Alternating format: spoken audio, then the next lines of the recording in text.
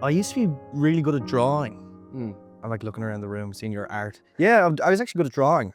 I remember, yeah, I used to draw loads of stuff. And I think that was the first time like I ever thought I was somewhat creative. And then I loved writing stories as well, which is something like I didn't kind of carry into my adulthood. But I suppose in a way with comedy, you're kind of writing stories. So it's not like I'm still kind of using that. But I used to love creative writing so much. And it was like just a huge part of my childhood, especially in school, and then even a bit of poetry and stuff. But again, I don't write poetry anymore, which I should, maybe. But yeah, I think that was kind of the first thing when I remember drawing pictures from like a very young age. Like I did art all through secondary school and stuff, and I'm just a bit of a lazy bastard, and I never kind of really honed in on that skill, because I probably could have. Like I was pretty good, yeah, and I was toying with the idea of going to NCAD, but I maybe bottled it. But it does sound though like the work you do now is definitely a compilation of all these early interests. Like, as you say, comedy is essentially storytelling, and it's funny to hear you mention poetry, because I would say that some of my favorite sketches of yours are the ones where they're sort of constructed like lists. Like there'll be a character or two characters, and it's just all the possible variations of what this person could say in this scenario. And they are always, to me, like the way those short sentences run together come off as this like poetic thing. Like I'm trying to think of an example, like the Ryanair one, where it's a guy who refuses to join the line to board the plane until the last second, and it just goes through like all these. I don't know if I'm describing it well. Like it's like the possible, all the possible things that character could have said. Yeah, I really enjoy making those sketches. They're also like not easy to make, but like I know that if I talk for long enough and just saying, if I have the concept and I say a load of nonsense, I can cut it so that it does come out that way, where it is kind of like bang, bang, bang, bang. And I would have maybe not looked at it as being poetic, but if you're saying it's poetic, I'm not going to argue. Well, I definitely think it has a poetic element to it, even if that is sort of improvised, because like the sheer amount of lines that you're coming up with that all sort of hit is not an easy skill. And, you know, like you're rounding out a character and a concept from just this short sentenced one-way dialogue. And I think, you know, it's interesting having these conversations and noticing how common it is for people's early creative interests to still sort of influence what they do now. You know, just maybe not in an obvious way, but it's clear how it, you know, it still all connects. Yeah, it just maybe evolves or all builds to something else. Yeah. Yeah, that is true. Like you do kind of, I don't know, set the foundations when you're young like that, and then I suppose you're kind of doing the same thing, but you think, yeah, that's a good way of looking at that. I think I've like left behind writing stories, but in a way, like when I'm writing sketches, it is a story, I suppose. Yeah. And then performance-wise, did you do much acting when you were younger, or? Do you know what? No, I didn't. And man, that is maybe one of my biggest regrets in life, is not like really just from a young age going and just giving it socks with acting. I was very, I don't know if I was insecure, but I was very, I suppose I was insecure because I was very worried about like what other people thought. And I just never, gave it a go. And I wish I didn't care as much, because I don't know, maybe I would be an actor now if that was the case. But I did do a bit of stage stuff when I was really, really young, and then I only started doing kind of stage stuff there last year. So my dad, he is involved in this play group, one of the only travelling play groups left in Ireland. Wow. And basically we go around places in Dublin and slightly further afield, and put on shows in like parishes and clubs and raise funds for that. So did my first one last year, did Sharon's Grave by Sean O'Casey. No, John B. Keane. This year I'm doing Shadow of a Gunman by John B. Keane, and it's the most fun ever. Like being on stage is unbelievable. I love it, and that makes me regret even more not doing it like sooner, do you know? But maybe you're just building up to be able to do it now. I mean, why do you think sooner would be more important? I don't know, like you just, like there's several years there where I should have been doing stage stuff, you know? And I did another play there with Simon Hennessy last year as well. It was Once Off for Seen and Heard, so it would have been a year ago. And that was like a much more, like that was just a ridiculous comedy play that he wrote, and it was gas, like. And that was like maybe the most fun I've had on stage, and that was just Once Off. So we're hoping to get that up and running again and do performances of this year. But yeah, so I suppose like it's just purely because I could have been spending those years acting, and maybe it would be even a bigger part of my life now. But I suppose I get to act most days with the sketches again. So it comes back to that, which is like that is my happy place. That's great. Because I think the performance side of what you do shouldn't be understated, like especially when it's easy to watch these sketches on a phone and not think of what's happening as acting. But it definitely is. Like when I watch you and Ross in a sketch, you both know how to assume characters and perform for the moment to make the most out of the joke. Yeah, we've really like hit I suppose I'm probably like I've probably never done as much acting as I am like at the moment, because even in Joe, like we've just started a new YouTube series, comedy series, which is kind of longer form stuff. So we're like actually like writing kind of episodes, 8 to 10 minute episodes. I love them. Yeah. Thank you so much. Yeah, it's been really good crack. Like we really hit the ground running this year. And yeah, with Ross, like Ross is fucking great. Like it shows the power of like working with other people who are like into that stuff and passionate about that, and then like as talented as he is, and then the people that we're getting into do like we don't Colgan in last week shooting for one of the episodes, and which was just surreal, like Hardy Bucks legend, and he was just like, I don't know, just seeing him, it was just like so flawless for him, and yeah, it's just great to be working with people who are so good at what they do, and that, I don't know, can only make you better. Yeah, definitely. Yeah. Do you think there's something like, one thing about the It's 5 O'Clock Somewhere sketches and your approach to comedy at large, that I notice or that I wonder about is there an Irish humor thing that you're leaning into, or is it just what you guys find funny? Or, I mean, they probably overlap as well. Yeah, 100%. We definitely like a lot of people have made the observation that we take a lot of like inspiration from like Tim Robinson comedy, like I Think You Should Leave, and like maybe like just catering that towards like an Irish audience. And I suppose we try to like use trends and basically turn them on their head a little bit. But it's definitely catered towards an Irish audience primarily. But like it's, there's stuff that like we'll make, and like it's only stuff me and Ross find funny, But I think that sort of inside joke approach makes the stuff so funny, Which is a nice thing. Like I feel like more and more people are familiar with that now as well. So we have more people in on that joke. Yeah. Like, I don't know, we did one video, Ross was like, do you know that you can get stuff for free on adverts? I was like, all right, yeah, no, you just ignore, like you can just go and pick up stuff for free. People just put up stuff for free. And I was like, all right, will we make a video of us going get some? So we went out to Slorgan on the Dart, or on the Lewis, and picked up 2 green chairs and like brought them back and made a video of that. And I feel like that was maybe last year, and I feel like if we'd done that when we first started in Joe, people would be like, what the fuck, like this shite. Well, well, I think people were like, all right, well, these, like, I get it now. Yeah. But like, don't get me wrong, we get some comments saying that this is shit, still, which is part and parcel. But I think it's happening less and less. Yeah. People are either blocking us or just coming around to it, Yeah, and I think the Tim Robinson parallel is so perfect because you guys do a thing where you're bridging the gap through known trends or like topical events and sort of bringing people who maybe wouldn't have consumed that type of absurd humor into that world, through something they know. And that's great. Like, it's one of those things where it feels like if you're not finding this funny, there's something wrong with you, and the way that it's spreading sort of lends itself to that perception as well. And so did you meet Ross in Joe, or? Yeah. So like he was actually in DCU at the same time as me. I think he might have been a year ahead of me, but then I was in Joe for maybe 4 months or so, and then heard that we were getting a new lad in because I obviously wasn't doing well enough on my own. But no, I think they really wanted to kind of enhance their video content and stuff. And Ross sent in, as part of his, I suppose, like interview or whatever, he had to send in a video that he made. He made this sketch. It was this like review of a sandwich he got in Bua in Glasnevin, this coffee shop. It was a normal review, but then he'd keep cutting back, and he'd keep referencing the time his bike was stolen from the Smithfield Lewis stop. It was so absurd, and I like couldn't believe it. I kept watching it over and over. And he got the job pretty much based off that. It was so funny, and then we put that out. But as soon as Ross started, like that's when my time in Joe started, I think. Right.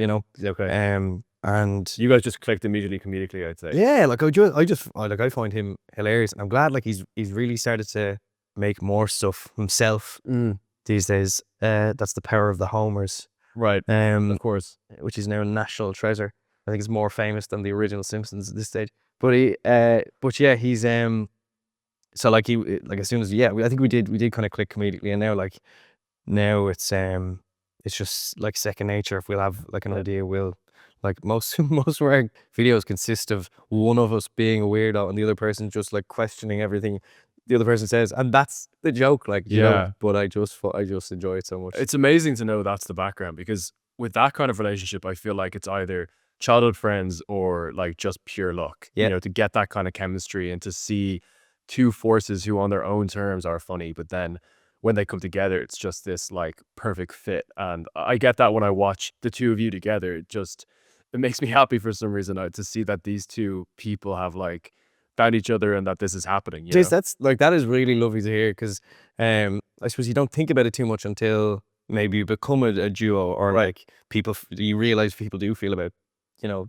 the content like that, which is so funny. Like, that you like, which I feel exactly the same about, like, you know, certain videos that I watch, or certain comedians or bits of content or whatever, you know, because when you start doing it, it's not that deep at all, but then like stuff that I watch actually impacts me, and I'm like inspired by stupid videos online, you know. And I think it's better if it's not deep immediately, because if it was, it would probably be contrived and then it gets awkward. But when it's authentic immediately, it, like, you know, allows you to access it more easily maybe. And but what is your process when it comes to actually planning and creating these sketches? Like, do you guys script them, or do you just take out your phone and start filming? Or? Yeah, I'd like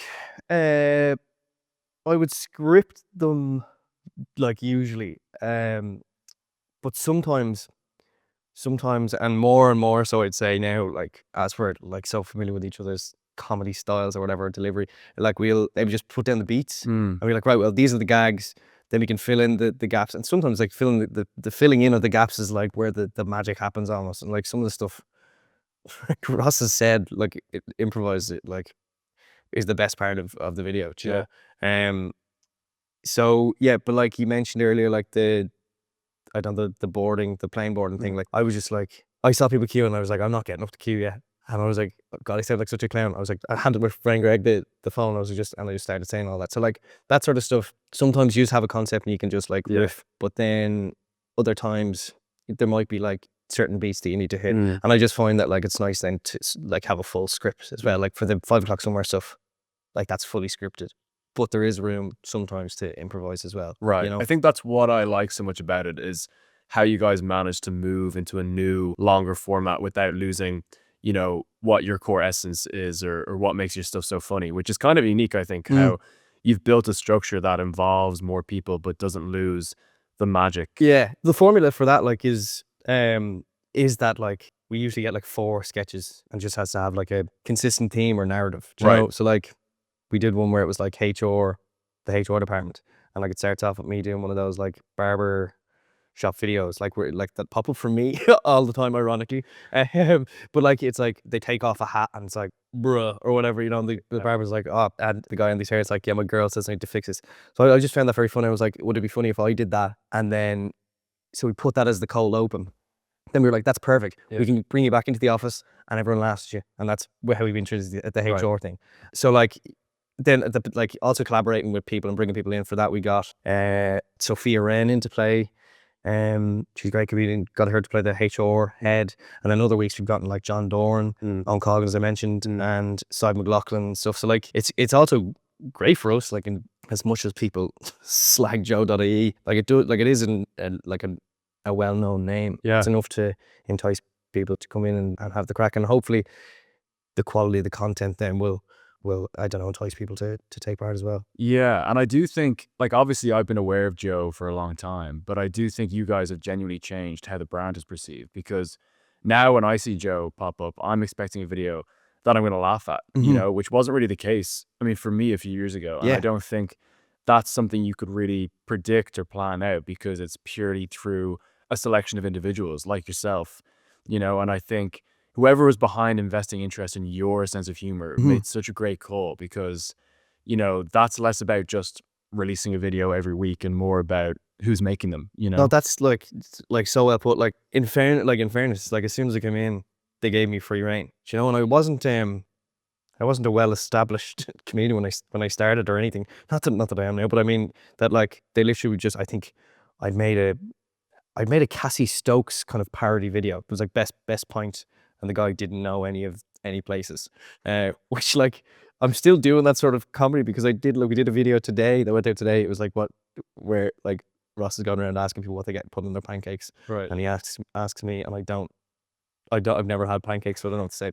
So like same joke, but anyway, Joe saw this video, and I kind of knew a guy in there who kind of reached out and asked if I wanted to come in for a couple of days, and that's basically how I started there. But as soon as I went in, they were literally like, yeah, you can do whatever sketches you want, because they were like, I suppose they wanted to change that perception of like, they wanted people to like, look at Joe and think comedy as well, and like over the last 2 years, well, with Ross jumping on board, and I think we have changed the perception, and like, given it a new face in a sense, for sure, which is class. Like, and it's like a great platform to do it. Like, I really, like, I try, like, I do as much as I can on my own page, but like it's great to, like, it was an interesting thing when I, like, people started to call me like the Joe.ie guy and stuff. Okay, yeah. People convinced that my name actually was Joe. Me there trying to convince the masses that no, actually I'm my own person, and it's nothing to do with Joe Duffy either. But no, it's been great. Yeah. Do you find though that splitting that comic persona from who you are naturally is a hard thing to do, or? I don't know. I don't know. I don't really know why I've chosen that approach. But I suppose also that comic persona is to some extent like who you really are. Like, maybe not the characters themselves, but the fact that you're sharing things that will make people laugh clearly speaks to your interests, and talking about performing as well, I think because we have this kind of stage with social media, that could be open 24/7. It makes sense that it would be a place where you're sharing your art all the time, and your art just so happens to require like your physical body and person. Yeah. No, 100%. And sometimes the fact that it's a 24-hour stage kind of makes me scared about being perceived. Right. I don't know. I sometimes get like a bit freaked that I have committed to this, as I said. But they're always just fleeting thoughts. And they're good. I think they should be there. Like, yeah, exactly. Yeah. I think you're full blown narcissist if they don't. Yeah. But I just sometimes I might get a bit freaked, but and then I'm like, who gives a fuck? Do you know what I mean? Who gives a fuck? And then if the only people I do care about caring are the people who think positively about it. Exactly. Yeah. Or I'd like to think that's the way I think. Yeah. And that's a good way of looking at it. I think you actually use that 24-hour stage to your benefit in some ways, because like that plane boarding sketch we were talking about earlier, it shows how you often take advantage of real moments in your life, in order to create something. And like, this might sound obvious, but the fact that that video is shot in a real airport, in that real scenario, and not like in your bedroom, adds this whole dimension to it that makes it even funnier, or like gives it a different energy, Yeah. 100%. Like that's, you're dead right, because like, even for like some of the videos I've done, for example, was one when the Lewis accelerates very quickly. Yeah. And you fall. It happens to me all the time. Yeah. And you like, I nearly did like hit the deck one time, and I remember like looking up, and everyone's face was just like, they were all trying to like not meet my eye. Do you know what I mean? They were like, God love him, God. And I was like, that's so funny. And in my mind, they're all like shouting abuse at me. And I was like, I'll just do that. So I'll get on a Lewis, and all I have to do is like shoot me like the Lewis starting and like me tripping, and then I can just add voices in. And that was like honestly what my experience was, Yeah, but like the way you've just described that is a great example of the art of what you do, because you're representing how a moment feels to you as a person whose creative mind goes first to the humor of it, And I think, again, like, that's why so many of your videos are relatable and funny, because it's like, this is actually how most people are viewing this moment. So it's great when someone is able to represent it in that way. Yeah. You know what I mean? No, that's like, and that's a lovely way of looking at it. And I suppose that's my goal, is to make something relatable, and maybe try to put my own spin on it as well, But ultimately, that's what people will appreciate, something that they can relate to, or sometimes they mightn't even relate to it, but they know that other people can, or whatever, and that's lovely too.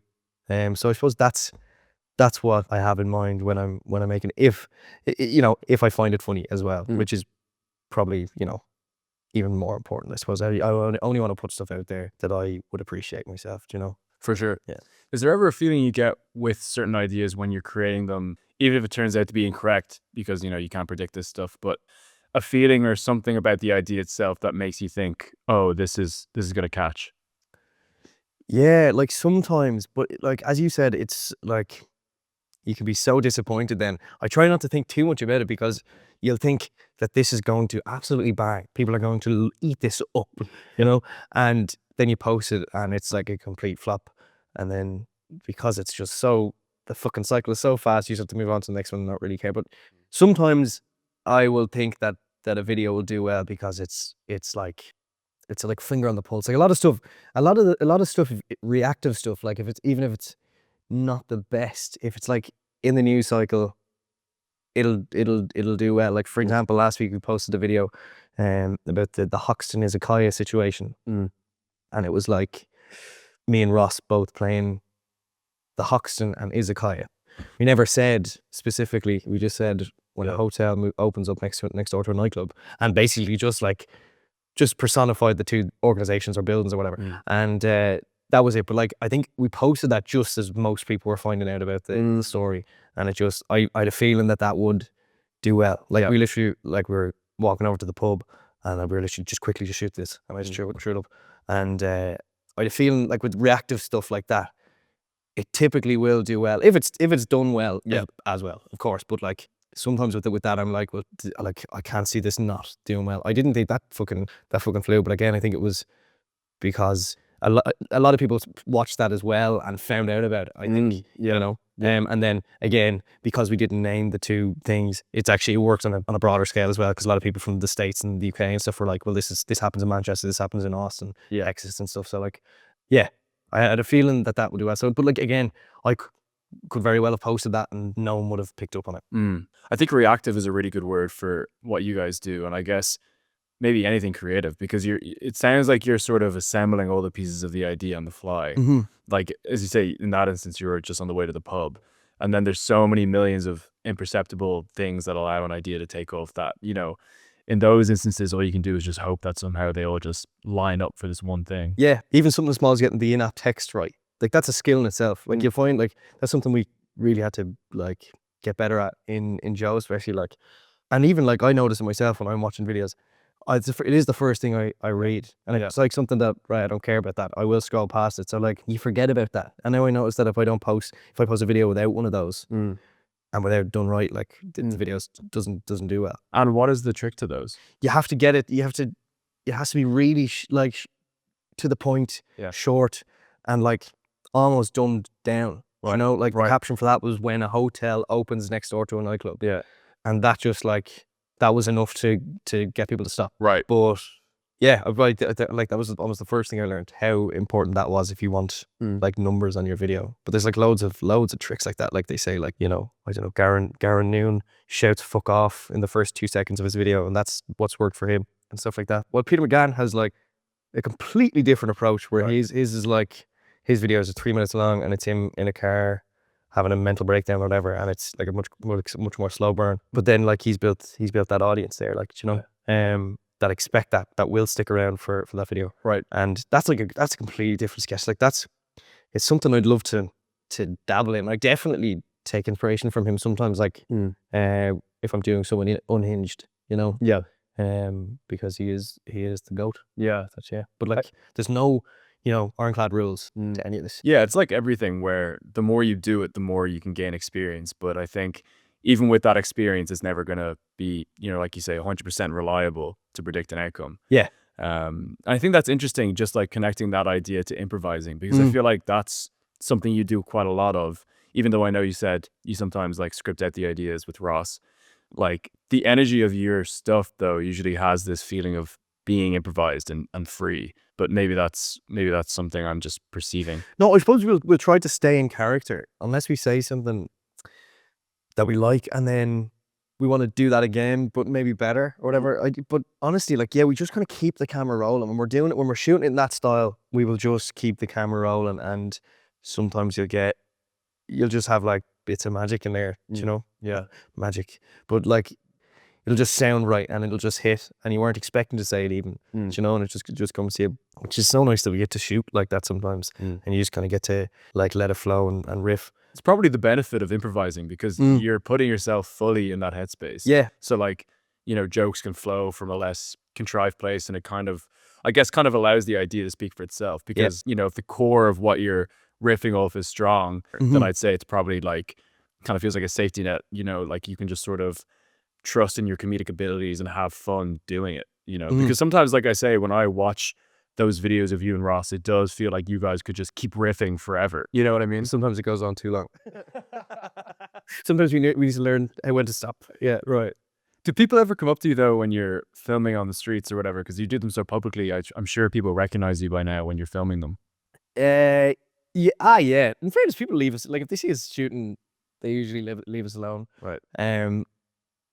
Sure, like if we're very public and we have like a Joe mic, people will actively avoid us so that we don't ask them questions. So no, there's never been an issue like that. We're not getting swarmed. We're not getting, you know, the paparazzi aren't taking photos or anything like that. But it's but you can see people like, yeah, I suppose that's something we just had to like get used to, is just shooting in public, because you need, like, for some of those sketches you just need to be in public, and and you can see people walking by smiling like there's the lads or whatever, you know. Yeah. But no, never hassled or anything like that. Right. Yeah. What's this might sound stupid, but like, what is your actual job title in terms of Joe? Like, are you guys? That's a very good question. It's a very good question. We just both me and Ross are now senior content creators. Okay. Right. Gotcha. So there you go. Yeah. That's, the senior is new. Yeah. And it has made a huge difference to my life.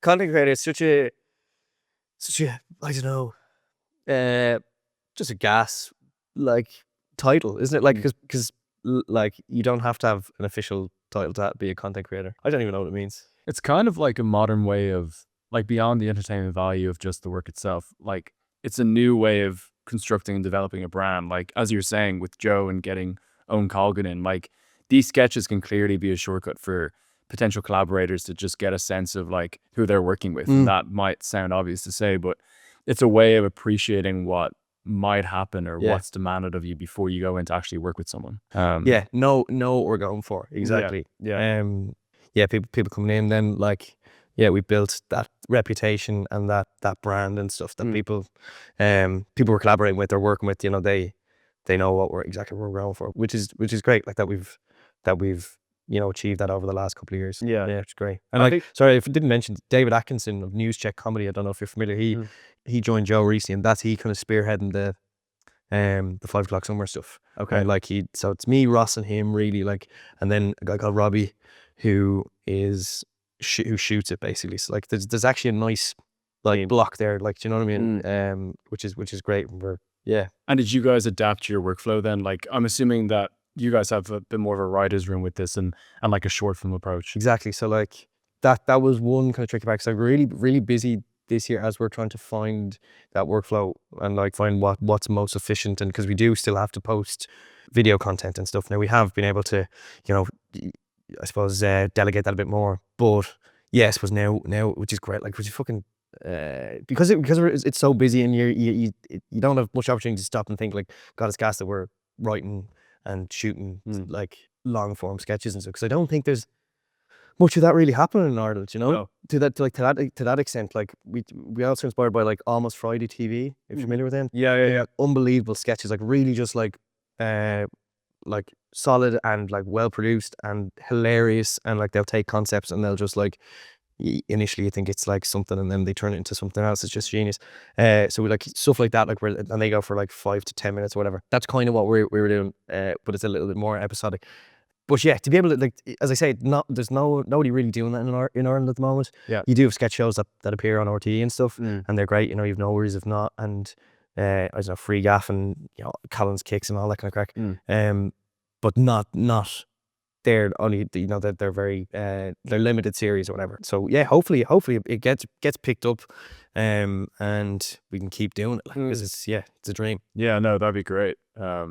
And Almost Friday as a reference makes a lot of sense, because they had a similar thing where they moved from short skits on social media to like longer form videos on YouTube without sort of losing any of that magic that they had. Yeah. In fact, I think it got even better. I was late to the party as well. Like I only started watching them like last year, and like they're such good actors first and foremost, but the writing is crazy. Right. And like they did this video which none of the actual core group were in. I don't know if you saw the one where like the lecturer has mental breakdown. No, when he catches his students cheating. No. It's this video. I think it's based on an actual video from a lecture hall, but it's shot at the back of a lecture hall. Like it's like the lesson is being recorded. Yeah. And it's 10 minutes long, and it's like a short film that should win like awards. Like, wait, is this with the guy with the slicked back? Yeah, kind of bald head. Like Yeah. Have you seen this? Yeah, I have seen it. Yeah. I think that is one of the best YouTube videos I've ever seen. It's 10 minutes, and like he's great. Like, yeah, he's unbelievable, and like like stuff like that is actually inspiring. Yeah, you know, 100%. Yeah, like I watched one the other day, which was hilarious, where this girl's social battery just runs out. Have you seen this one? Kylie Brakeman, I think, is looking for a short one. Yeah, exactly. I have to go. I have to leave immediately. Yeah. I drove you here. I'll figure it out. She's gas. I was actually talking to Michael Fry about this. She was on Twitter. Like I found her on Twitter a few years back. During the golden age of Twitter. Right. In like between, I'd say like 20. I in my mind it's like 2018. I'm sure people would say it goes back further than that. Between 2018 and maybe 2022, when Musk took over. I've never seen something devolve as much as Twitter did. But during that time, that was the first platform I was on. Oh, really? I posted videos. Yeah. So like, it was I came across Kylie Brakeman, I think her name is, on that, and like she's just like hilarious sketches. And Michael Fry was talking about this, like how that was his main thing. He had like 140,000 followers on that. He had a huge community of people and fans and people he worked with and people like, peers and stuff like that. And within the space of a few months, like gone. Yeah. It was when Musk introduced blue ticks that you purchase, it changed the whole hierarchy of Twitter, and like how comments are seen, how posts are seen. Obviously, prioritize people who pay the £6 or whatever. Yeah. But I didn't depend on that as much as him. But like he was the biggest sketch maker in Ireland, because he was just putting out like incredible content, and then like the music stuff as well, like just really brilliant. But I hadn't thought about it that seriously, that like how much of an effect that would have on someone's career. Yeah. I think it just demonstrates how, like, especially in the modern world, how hard it is to actually own your audience, you know? Because like most of the time I just feel like I'm renting some kind of shop front window. Yeah. Like you're at the mercy of whoever owns the fucking website or whatever. Yeah.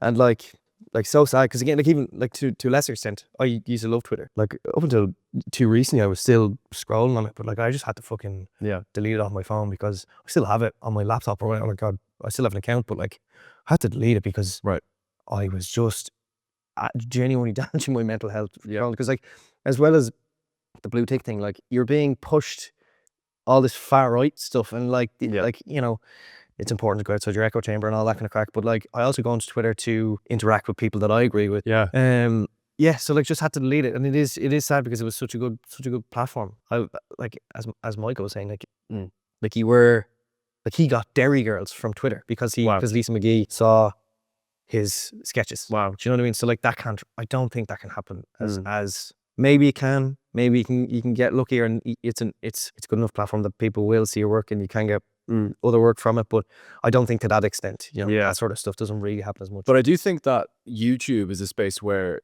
there's a little bit more opportunity to sort of maybe be more curated and intentional. Like it's a better stage maybe, whereas with social media, it sometimes feels like it's purely for the moment. And like I, as a consumer, have less agency. Like there's things that are being slightly forced upon me. Whereas with YouTube, I'm sort of not just expecting longer form stuff, but I'm like actively seeking it out. Do you know what I mean? Yeah. Which is super important. Like in a time when I think, like with the internet, we've grown so used to getting things for free that when it comes time to truly value something like 5 o'clock somewhere that's taking a lot of work to create, it gets harder as an audience to like appreciate that progression from sketches. 100%. And there's also like, if you are supporting an artist or a creator more on YouTube, if you're watching them on YouTube as well, because I think YouTube is still one of those probably the only platform where views equals money or whatever, you know? Yeah.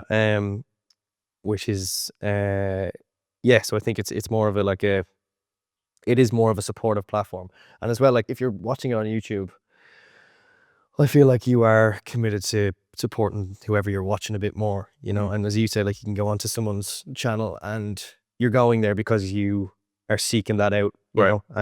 And I suppose the algorithm will feed you that more then, you know, because that's what you're looking for. Yeah. But with YouTube, again, very new to it. Like some of the lads would have more of a grasp on it and on how it works. So constantly learning it, and again, fucking winging it. Yeah. It's great. It's great. This is a lovely chat. Oh, great. Yeah. No, I'm glad. I'm enjoying it too. Like, I always find with these conversations, it's very selfish. Like, I have all these questions and now I'm just going to, you know, go to a person and just ask everything I want to know. But that should be the incentive. I think when you're doing like actually just like, you just want to find out this stuff. Yeah. 100%. Yeah. And I think the one thing that I haven't touched on yet is stand-up, just because I've seen you performing on your stories, but is that new to you, or is that something that's always been there? Or I think I did stand up for the first time I mentioned earlier off air that I had a podcast with a friend of mine, Podge, and we did our first live show in, I think it was 2022, and I did 10 minutes at the start of that. Right. And I got up and completely forgot what I was supposed to say. So I literally, like, it was fucking sold out. It was great, but it was all fucking people I knew, kind of. But it was, I was kind of just standing there. I never thought I was taking the piss. Was not taking the piss. Completely went blank. But I managed to think of something, and it was grand. Then the podcast went well as well. But that was the first time I did stand up, and I think maybe that might have traumatized me a little bit, because I didn't do it for a good few months then after that. And then I didn't do like comedy clubs as such. I do the odd like variety show that like maybe Shane Daniel Byrne or something was organising, and because I know those lads just from making the videos online, so they asked me to do stuff for that. But then it's only, and then like I do one, and then I like, right, that's me done for a few months, you know, and I'd have the excuse of like having a full-time job that I was like, I don't have time for it. Yeah. But then I did started doing some festivals, did all together now, and they were really like my favorite gigs. And then I started doing the comedy clubs, and only like honestly in the last 6 months starting to do it like regularly. Okay. Like I've done maybe 5 or 6 this year. Wow. But like it's a lot. It is a lot when you're working full time as well. Sure. And I'm doing that play at the moment as well that I mentioned with my dad and stuff. And so it is fairly full on. So doing like six probably doesn't sound like very much to someone who's doing, you know, one a night or whatever. But that being said, I'm getting much more used to it, because I used to fucking really consume me, you know, and hang over me for like a couple of weeks before a show. Well, now I got a message on Sunday night asking me to do a gig on Monday, and I was just like, yeah, sure, I'll do it. And I feel like I wouldn't be able to do that 6 months ago. You know, I would be like, no, I can't do it. Yeah.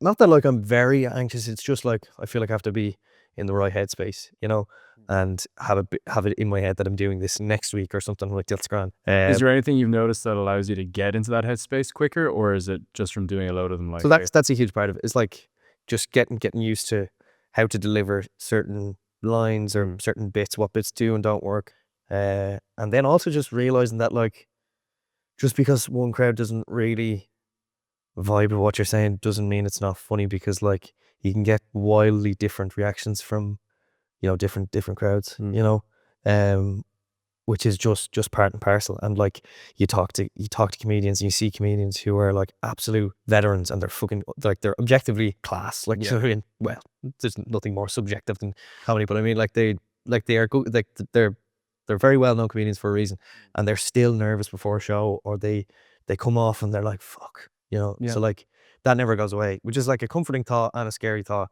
that you'll never fully always be happy with how things go, which is life, you know. And as we've said before, it's like that sort of fear that can keep you grounded, you know, because I think having a complete lack of that can't be a good recipe for being funny. No.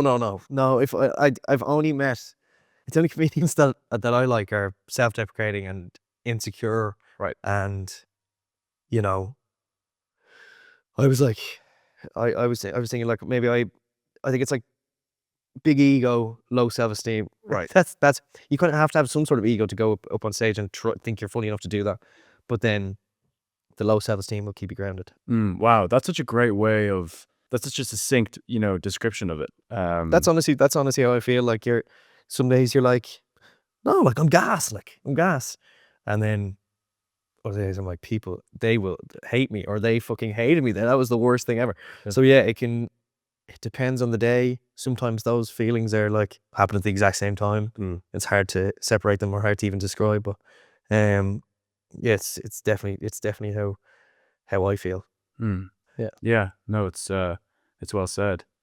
I guess then to conclude, unless you feel like there's something we haven't touched on yet. No, man, that was fucking lovely. Great. That was kind of saying to you beforehand, like I never get too serious about anything that I do, but it is nice to look at it with a different perspective. Like that is, as you say, it's art, or it's Yeah, definitely.